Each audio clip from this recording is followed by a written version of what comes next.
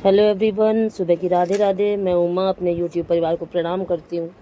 स्वागत है आप सभी का मेरे यूट्यूब चैनल उमा की दुनिया में। और ये है सुबह का समय और मैं आपको दिखा रही हूँ मेरी जो छत का काम हो रहा है। तो जो साइड से कच्ची दीवारें थी वो सारी मिट्टी हटा हटा के और उसको मजबूत करने के लिए सीमेंट से ईंट जोड़ के रखी जाएंगी। तो देखिए, ये है मेरे पूजा वाला कमरा। वो उसका दूसरा साइड है। ये एक तरफ भगवान जी रखे हुए हैं और ये है दूसरा साइड। तो ये देखिए, इतना इतना ऊपर छत से लेके करीब एक एक हाथ मिट्टी का ही बना हुआ था। और नीचे जो भी है वो भी मिट्टी है, लेकिन अभी वो इतना डैमेज नहीं है। अभी हम लोग उसको नहीं तोड़वाएंगे। देखिए, अलमारियों में सारा सामान मैंने हटा दिया था। और ये दूध निकालने वाली मशीन है, क्योंकि ये काफ़ी समय से ख़राब पड़ी हुई है, इसको सही करवाना है। तो ये यहीं रखी रहती है। देखिए, इतना इतना खोल दिया गया है और इसमें अब और इतना ही अंदर, जो अंदर हमारा स्टोर रूम है, ये देखिए उतना ही अंदर भी निकालना पड़ा है, क्योंकि सारी लकड़ियाँ जो धन्नी वगैरह थी वो काफ़ी ख़राब हो चुकी हैं। और एक बार मैं माटी फेंक के आ चुकी हूँ और देखिए कितनी धूल ही धूल चारों तरफ हो चुकी है। तो आज सुबह ये सारा काम शुरू हो गया था काफ़ी जल्दी।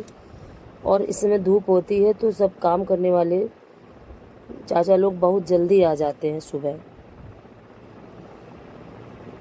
तो उन्होंने अपना काम शुरू किया, तो मैंने सोचा कि चलो अब थोड़ा लेट ही नहाती हूँ, क्योंकि यह साफ़ सफाई करूँगी तभी नहा पाऊँगी, नहीं उसके बाद कैसे होगा। देखिए, इतना अभी उजाला हुआ है, काफ़ी देर नहीं हुई है, काफ़ी सुबह ही है, जल्दी का समय है।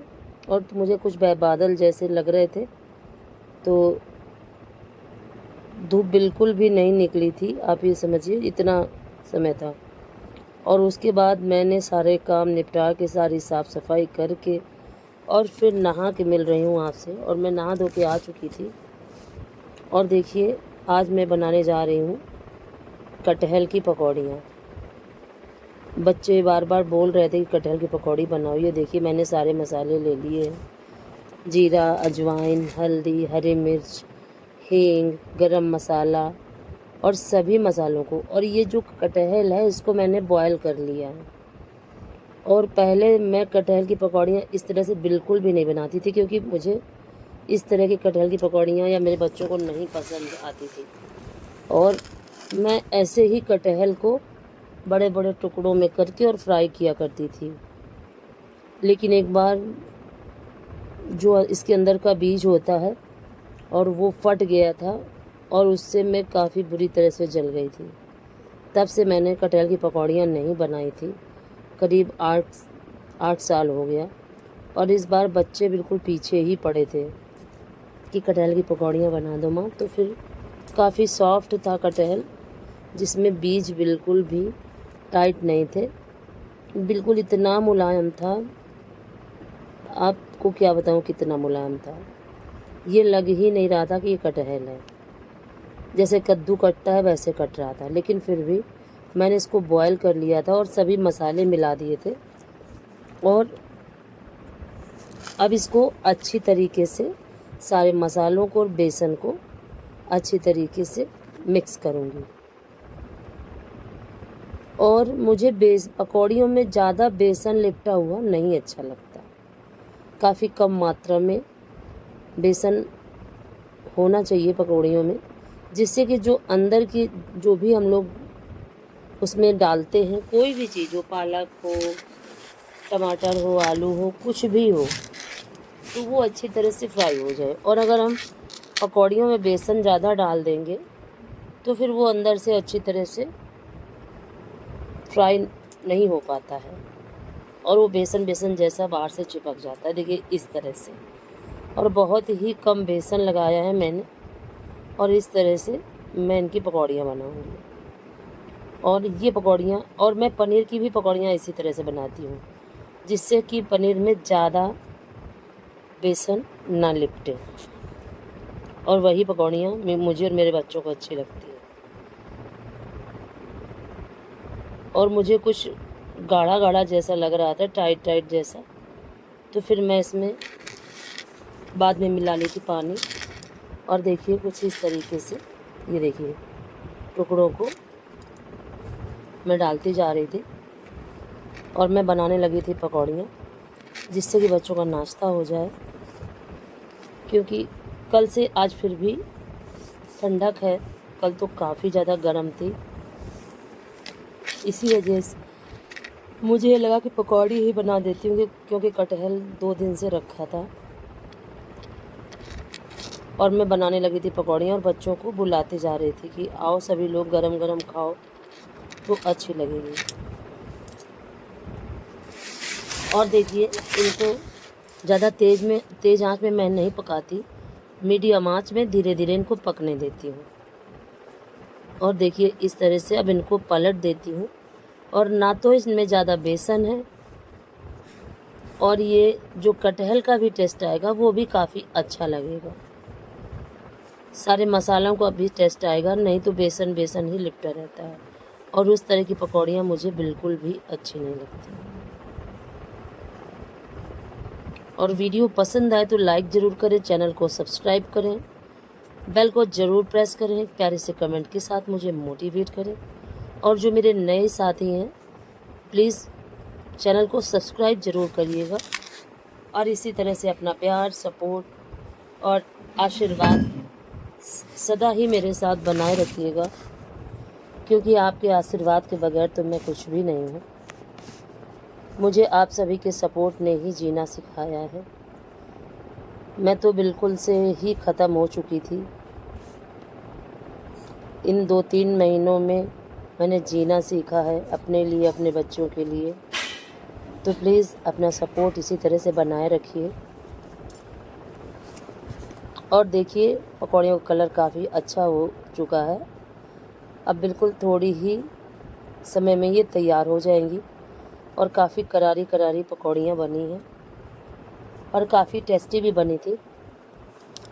बच्चों ने पेट भर के खाया। फिर हम लोगों ने खाना नहीं बनाया था, क्योंकि पकौड़ियाँ खा के ही पेट भर गया था। और फिर शाम को जल्दी से खाना मैंने बना लिया था उस दिन।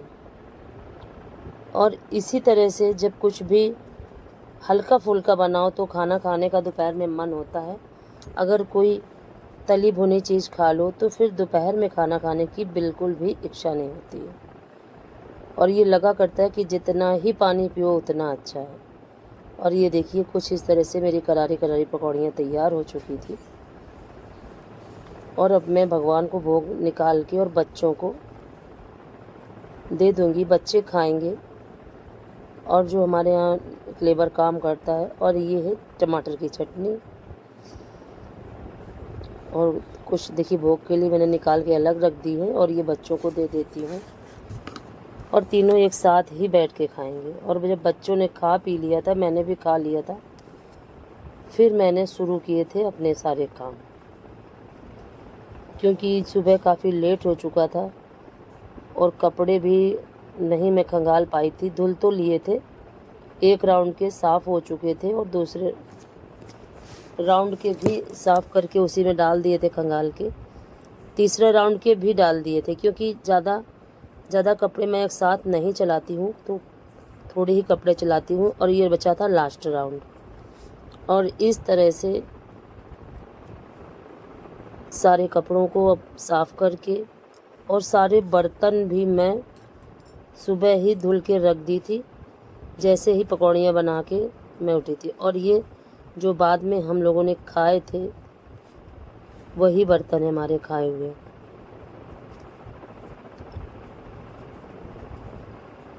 और जब कोई आ जाता है तो उसे भी देना पड़ता है।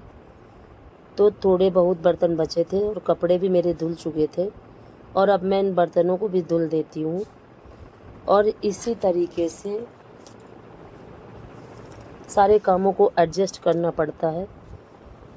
और घर के जो काम होते हैं तो वो तो होते ही हैं, और जो भी बढ़ जाते हैं उनको भी करना होता है। और अगर सुबह लेट हो जाता है, लेकिन अगर कोई काम होता है तो लेट तो होता ही है, क्योंकि हम लोग अपने हिसाब से रोज़ के काम करते हैं, और जब दूसरे के हिसाब से करना होता है तो लेट हो ही जाता है। और इस तरह से देखिए मैंने बाल्टी का पानी डाल दिया था बाथरूम में, और इसको भी मांज देती हूँ और ये सारे बर्तन धुल लेती हूँ। और अगर सोचो कि फुल रूटीन दिखाऊं तो पूरा वीडियो बन ही नहीं पाता, क्योंकि थोड़ा सा बनाओ वीडियो तो ये लगता है कि यही काफ़ी बड़ा हो गया। और कितना भी सोचो कि फुल रूटीन एक दिन का दिखाऊं तो मुझे तो लगता है कई घंटों का वीडियो बनेगा, क्योंकि काम तो कभी ख़त्म ही नहीं होते हैं, और अगर रात ना आए तो शायद सोना भी ना हो। और देखिए मेरे बर्तन धुल चुके थे और आप साफ़ कर देती हूँ नाली को, क्योंकि कितना भी साफ़ सफाई रखो मक्खियाँ इतनी ज़्यादा इस समय हो जाती हैं कि क्या बताऊँ। क्योंकि बाहर रहती है धूप, तो जानवरों के पास से भी मक्खियाँ घर के अंदर ही आ जाती हैं। घर में रहती है ठंडक, इसी वजह से कूलर पंखे की वजह से काफ़ी ठंडक रहती है और मक्खियाँ सारी। और ये देखिए अंदर जो बक्से के ऊपर ये मैंने बोरी से सिली थी पल्ली, वो डाल रखी थी, तो वो इतनी ज़्यादा मिट्टी वगैरह गिरी थी कि उसको भी मैंने धुला था। और ये देखिए ये सारे बर्तन मैं पहले ही धुल चुकी थी, और कपड़े भी देखिए धुल चुके हैं, एक राउंड का बचा हुआ है। अब मैं इन बर्तनों को लगा देती हूँ, और यही करते करते काफ़ी दोपहर हो गई थी, क्योंकि एक एक काम करने में कितना समय लग जाता है कुछ समझ में ही नहीं आता। और बर्तन तो कितना भी धुलते रहो वो तो ख़त्म होने का नाम ही नहीं लेते। अभी धुल के खड़े हो फिर थोड़े से तैयार, फिर धुल के खड़े हो फिर थोड़े से तैयार। और ये सारे बर्तन मैं लगा देती हूँ और उसके बाद फैला दूँगी सारे कपड़े। और अभी मैंने कपड़े तहाए नहीं हैं और अभी तहाऊँगी भी नहीं, क्योंकि अब काफ़ी लेट हो गया है। और जब सुबह जल्दी जगो तो काफ़ी नींद आने लगती है इस समय पे, और इस समय गर्मी की वजह से कोई ना कोई आता जाता रहता है, तो काफ़ी लेट हो ही जाता है। और जब गर्मी लगती है तो कभी कभी नींद भी नहीं आती, और कभी कभी इतनी ज़्यादा नींद आती है कि मैं आपको क्या बताऊं। और देखिए बर्तन मेरे लग चुके थे, और ये बाटल जो धुल के सूख जाती हैं इनको उठा के मैं एक बोरी में भर के रख देती हूँ, क्योंकि किसी न किसी चीज़ में काम आती ही हैं, कोई ना कोई चीज़ की ज़रूरत पड़ती रहती है। और इस तरह से देखिए मेरे सारे बर्तन लग चुके थे, और अब फैला दूंगी मैं कपड़े। और यही रहा मेरा रूटीन, जबकि काफ़ी शॉर्ट में दिखाती हूँ तब भी काफ़ी बड़ा वीडियो हो जाता है।